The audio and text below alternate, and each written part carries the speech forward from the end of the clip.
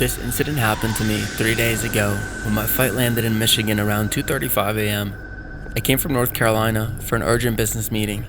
I opened the Uber app and started looking for a ride, and the nearest available driver was about 10 minutes away. So I booked the ride and started waiting for the cab.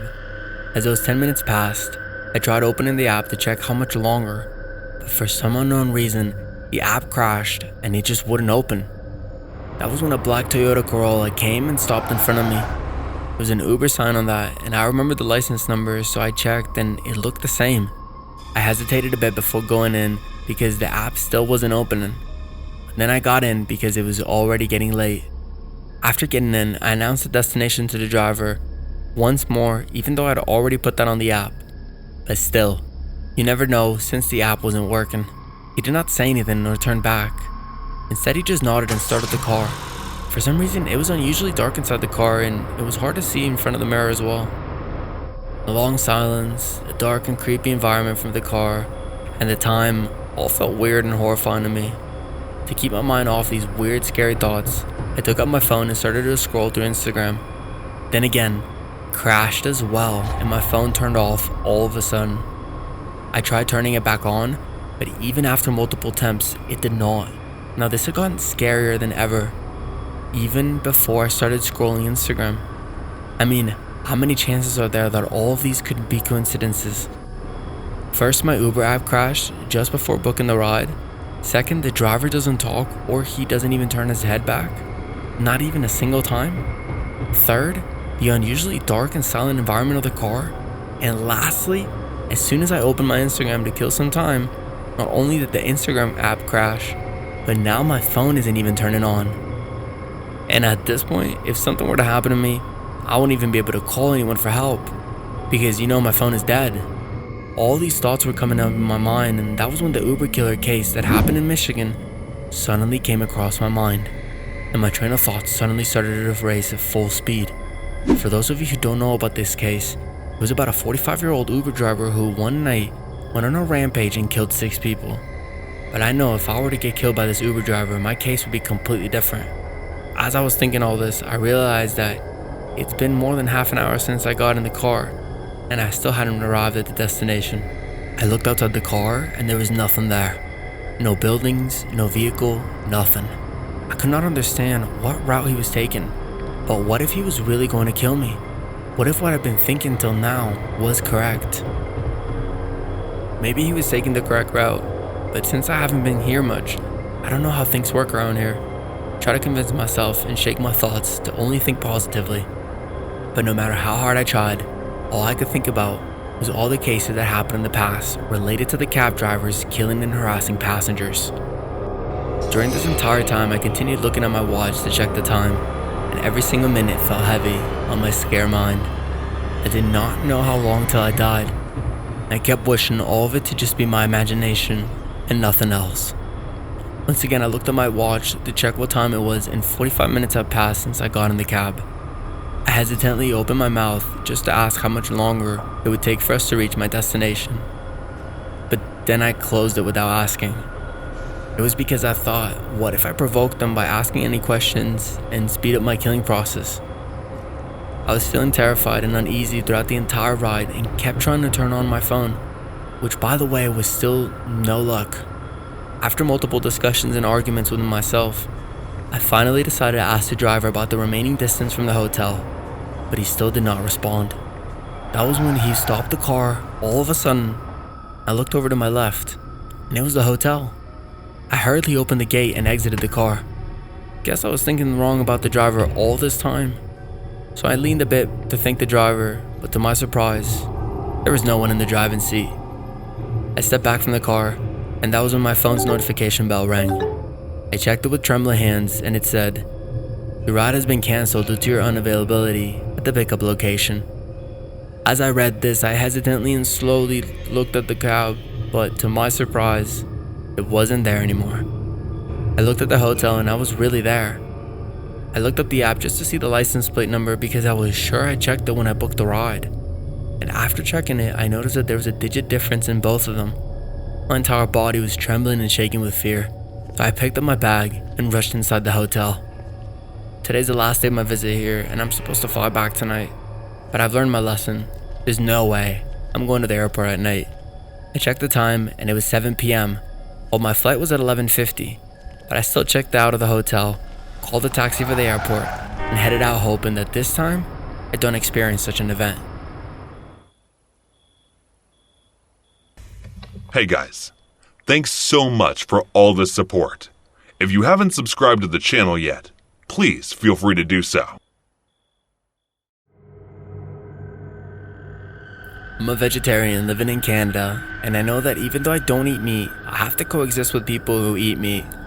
Living in Canada, I've made many friends with different cultures, and it's been great hanging out around with all these amazing people. Some of them are vegetarian like me, some of them are non-vegetarian, some are vegan, while some of them are vegetarian only on particular days, such as Monday, Tuesday, or Saturday, etc.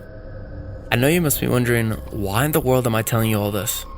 Well, it's because of an incident related to Uber Eats that happened to me 2 months ago. It was past dinner time when my doorbell rang. I was having a milkshake, which I usually drink before going to bed. I put the glass on the kitchen counter and went to open the door. And when I did, I saw a delivery guy wearing an Uber uniform standing there with a package in his hands. "So your delivery from Uber Eats," he said while handing me the package. "Sorry, but I didn't order anything," I said while denying the package from his hands. "But sir, the address and the name of the nameplate are the same as the delivery address, and on top of that, your order is paid for as well." I hesitantly took the package when he said that, and checked in front of the delivery guy. "Are you vegetarian or vegan by any chance?" I asked the delivery guy while stopping him as he was leaving. "No sir, why are you asking?" he replied confusingly. "Can you take this for yourself then? I don't know if someone placed the wrong order, but I'm a vegetarian and there seemed to be a turkey sandwich inside of this package." After saying that, I gave the order to the delivery guy and closed the door. I thought that there were so many people living here, so it may have been possible that someone accidentally placed the wrong order. So I just went back to my room and fell asleep. The next day when I met up with my neighbors, I asked them if any of them had placed the wrong order last night, but all of them denied it. It felt a bit weird, but I did not pay much attention to it at the time. 2 days later, another wrong delivery guy from Uber Eats came with another wrong order. I checked and it was something non-vegetarian this time as well. I gave it to the delivery guy again, and there was no way that this was a coincidence that they had placed an order with the wrong name and address. But I thought maybe it was possible, and let's let this one slide as well. But the very next day, another wrong delivery arrived on my doorstep. At this rate, it doesn't seem like these orders were accidentally put. Instead, I could not understand what was going on. Was someone purposely sending me non-vegetarian dishes, knowing that I was a vegetarian? Even if someone did that, was it to offend me or something? I simply could not understand the reason behind that if someone was purposely doing this. The next day, a society meeting was being held, so I decided to raise this weird Uber Eats deliveries issue during the meeting because everyone would be present there. And if someone among them was purposely or accidentally doing this, then I would have a good talk with them. The next day, when I brought this up during the meeting, everyone's expression looked shocked, as if none of them had any idea about it. That was when Mrs. Wilson made a remark saying, "I wish I could get such wrong orders, then I wouldn't have to spend so much money on food." Everyone started laughing, but then looking at my expression, they apologized and said that they will provide any kind of help I need if it is bothering me this much. I knew they did not understand the situation because they were not going through it. But being a vegetarian and receiving such orders were quite offensive. And if it was someone else, they would have made quite a fuss over it by now. But I was letting it go until now, but not anymore. I received another order from Uber Eats that following night, and immediately I called the customer number support and informed them about all the wrong deliveries. But since I was the one placing the delivery directly, they did not help me much. I had already decided that if I received even one more wrong order, I would find a complaint against it. So I immediately called 911 and told them about the entire set of incidents that had been occurring lately. The next day, I saw in the news that many vegan activists had disrupted many restaurants and people's meals who were selling or eating meat. I had seen several cases in the past, but never paid much attention to them until someone tried to do the same with me. I don't get why people have issues with others' food and eating choices when we simply can accept each other and coexist. Attacking others Trying to offend others with something they don't eat and trying to cause disputes among others are just forms of terror that should be stopped at once. We all should live and let others live because we only have a few years remaining in our lives, and wouldn't it be better to spend it happily and positively among one another? I guess I took action against my complaint because I stopped getting those wrong orders. There was one more thing. I received a nice cheer-up gift from my friends who invited themselves to throw a party at my house, which felt good, to be honest. One thing that still lingers in my mind is that I never got to know the real person behind those orders. Was someone sending them on purpose? Or was it really a coincidence? And the wrong Uber Eats orders? I'm a French student doing a master's in Amsterdam in the Netherlands. I live alone in apartments in a building where there are only students. I'm 22, enjoying life peacefully. To give you a bit of context, I live in a calm, good neighborhood. The only noises I had here are the tram or parties in the building since a lot of students are there. One night around 10 p.m., I hear a knock on my door. I live on the 3rd floor, and to get to my front door, you have to open the main door, which needs a key. Then you need to open the door to my corridor with the same key. So people who want to come to my door must have the key, call me, or ring at the door so I could open the door for them from my apartment. Nothing of this happened. I just hear a knock at my door. I usually open the door without a second thought, whether it's my landlord or a neighbor asking for something. As he told you, I feel pretty safe in the building, and I could also take care and defend myself in case anything happens. But this time, for some reason, I had a bad feeling about this. I didn't move at first. I thought the person would just leave. I finished my assignments. However, the knocking continued for 30 seconds. I said, "Yeah," in English. The person knocking doesn't say anything. I say in English again, "Who is it?" The voice answers in English. It's Uber Eats, which is weird because Dutch always speak in Dutch, and I recognize the voices and accents of everyone on my floor who have the key to access the floor. So it wasn't a neighbor, it wasn't my landlord, it was someone claiming to come from Uber Eats. But the issue is I didn't order anything from Uber Eats that day. The voice was unfamiliar. In case it's a prank or a neighbor pulling a joke, it was also a deep voice, at least 40 and probably a smoker. I replied that I didn't order anything, you must have it wrong. After a few seconds, the knocking continues and the same voice says, "Pretty sure you did have an order under your name." I start panicking. I look around and pick up a knife in case he breaks the door because the knocking was getting a bit louder. I checked if my door was locked. It wasn't. I was literally 10 centimeters away from him. My front door was the only thing keeping him from me, and I'm glad it doesn't open from the outside. He needed a key to open it even if it's not locked. I stepped again and asked, "What's the name?" He seems to be thinking for a few seconds when a final knock occurs. It was loud and it translated some anger, frustration. Finally, I hear him going down the emergency stairs right next to my apartment. The steps were heavy and the person was clearly in a hurry. I don't know what he wanted or what would have happened to me if I'd opened the door as I usually do. I still haven't understood how he got through the 2 doors. And why did he come specifically to the last apartment on the 3rd floor? Did he try others before I posted the post about it on the WhatsApp group we have in the building? No one saw anything suspicious, so no one opened the door for anyone. Either way, I'm lucky for my instinct telling me not to open the door, and I'm glad I listened.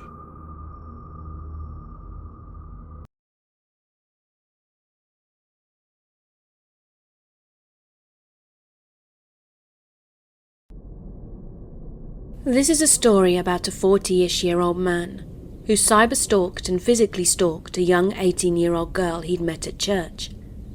Further investigation by the girl and her family showed that he had a history of going to different churches and targeting minors, using God as a reason as to why they belonged together. They were unable to get a restraining order because legally there were no grounds for one, since he hadn't threatened the girl or tried to physically harm her.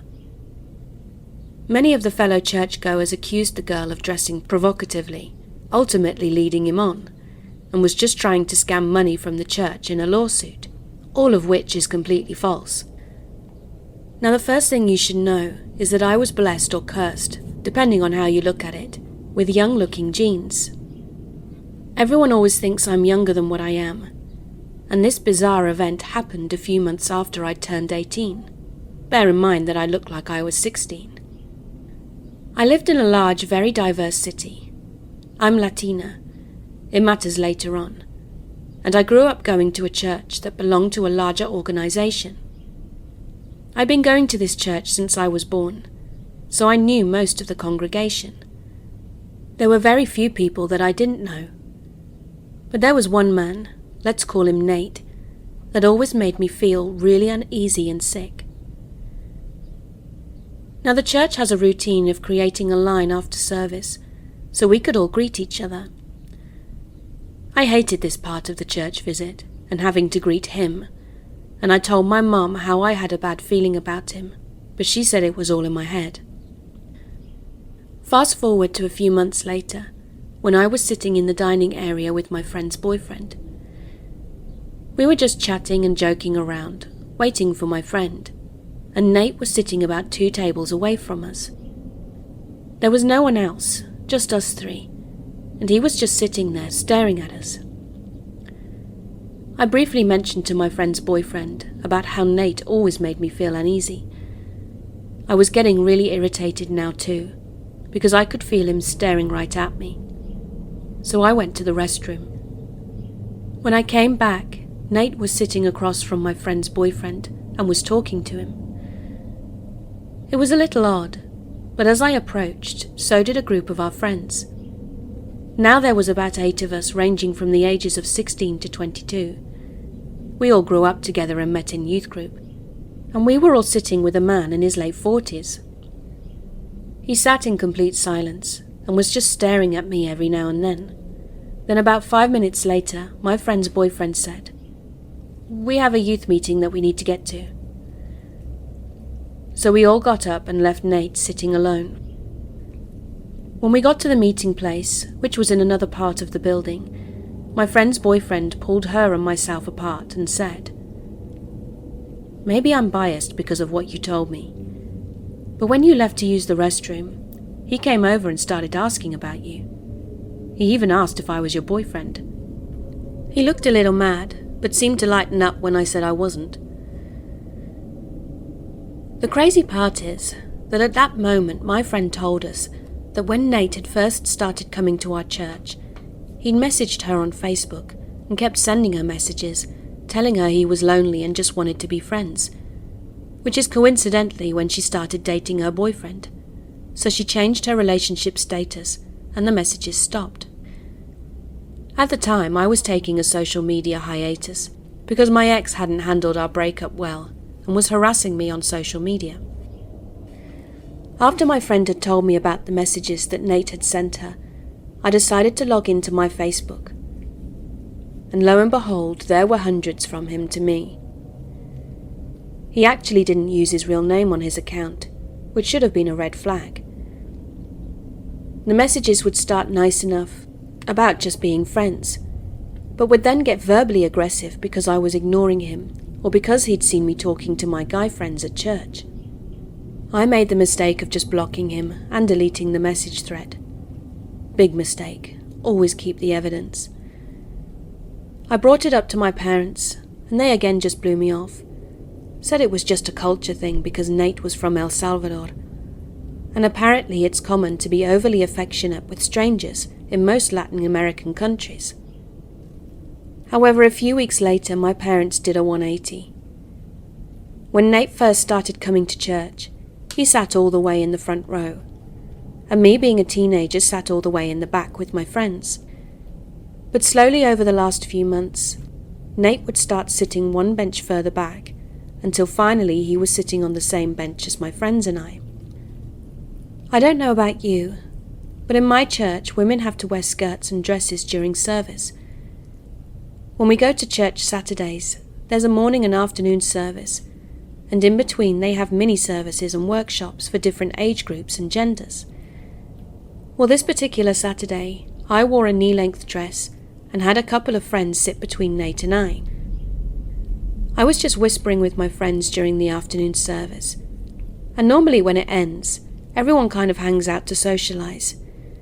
And during this time period, my dad, who worked the night shift at a hospital, would have to leave before the afternoon service ended. But my mum would still like to socialise afterwards. But this Saturday, my mum basically herded our family to the car ASAP. My friend, who had received the messages too, was actually sleeping over that night, and my dad had asked us to buy a couple of pizzas and meet him in the cafeteria of the hospital, which wasn't too far from church, and it was empty because we got there at 8:30. So we all ate together, talked and joked around, until my dad asked my grandmother to take my younger brothers outside to play with the giant chessboard, which was just outside the cafeteria. Once they'd left, my dad apologised to me for never believing me about Nate. I was completely surprised, because I had no idea what he was talking about. He went on to tell me that my mum happened to look back, because my parents sat in the bench in front of us, and saw the way that Nate had been looking at me in a hungry way during the morning service. She asked my dad to speak to him during break time, and my dad has never wanted to go into much detail about what was said, except to tell me the following. My wife and I have some concern over your interest in our daughter. Let me stop you there, Nate said. Your daughter and I are in a beautiful commuted relationship, and it's God's will for us to be together. You shouldn't try to stop God's will. My dad, in shock, replied, What is wrong with you? She's still just a kid. If you were really looking for an actual relationship, you would be pursuing one of the older single women in this church. You're sick. Hearing my dad confirm what I'd suspected all along, and validating my gut feeling, made me break down in tears.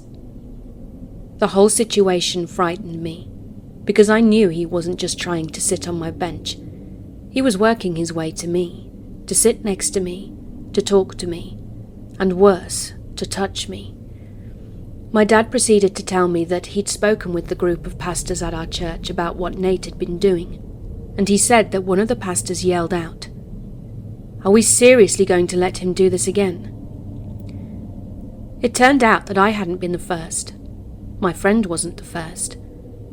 There had been someone else. I didn't know who, but I was set on finding out more. I called around and let people know from the other churches in our organisation to keep an eye out in case he had tried to have inappropriate social media or in-person encounters with any other minors. My investigating paid off. I found 3 other girls who were 13, 15 and 16, and they were all from different churches, and one was from mine. They all told the same story, about how he tried social media contact and eventually tried in person. The 13-year-old has an older sister, who handled him, and a few weeks later he moved on to another church. The 16-year-old went to a church that was pretty much made up of literally her entire extended family. Almost everyone was related. And apparently a couple of her older cousins caught him doing or saying something incredibly inappropriate to her, at church of all places, and it's unclear if they'd threatened violence or actually just beaten him up. I do know that the police were involved though, but only because of the cousin's involvement, not what was happening with the minor. Now this brings me back to the 15-year-old girl that went to church with me. He'd done his whole routine with her, but it got to the point that he'd actually gotten her number and was texting and calling her at all hours. Her brother stepped in and asked him to stop, and apologised if his sister had led him on. WTF? He genuinely blamed his sister for what happened. I remember being filled with so much rage over that. It turned out that Nate was being prepared to be a pastor at my church, and even though my dad had complained about his behaviour, they were still going to go ahead with it. I told my dad after I'd stopped crying that I wanted to talk to a lawyer. Well, my dad had a friend that was an immigration lawyer, and she offered to help connect us with someone that could help. The lawyer said that because he'd never actually threatened me or tried to physically hurt me, I didn't have any grounds for a restraining order. I don't know if that's in all states or just in Texas.